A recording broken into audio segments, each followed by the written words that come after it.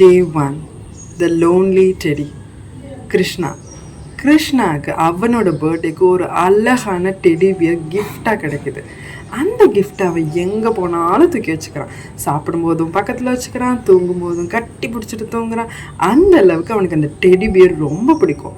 அந்த டெடி பியரோடு அவன் விளாண்டுட்டு இருக்கும்போது அவன் தம்பி அர்ஜுனாவை பார்க்குறான். சோகமாக ஒரு இடத்துல உட்காந்துருந்தான்.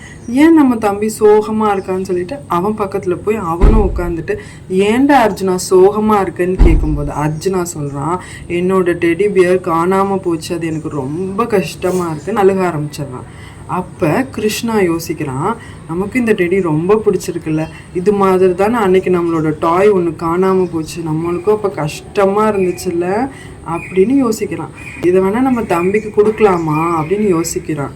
ஏன் அபி, கிருஷ்ணா கொடுப்பானா கொடுக்க மாட்டானா தெரியலையா?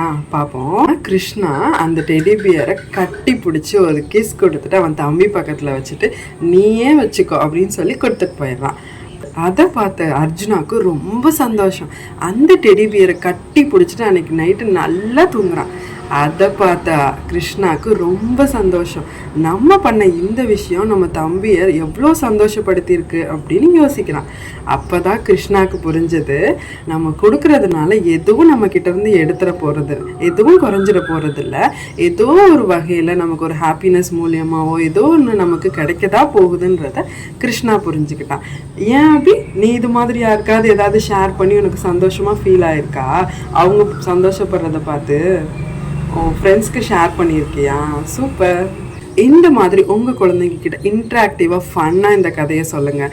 உங்கள் குழந்தைங்களும் புரிஞ்சுக்கணும், ஷேர் பண்ணுறது எதுவும் நம்மக்கிட்ட குறைஞ்சி போயிட போகிறதில்ல, ஏதோ ஒரு வகையில் கிடைக்க போகுதுன்ற கைண்ட்னஸ், எம்பத்தி நம்ம குழந்தைங்களுக்கு புரியணும்.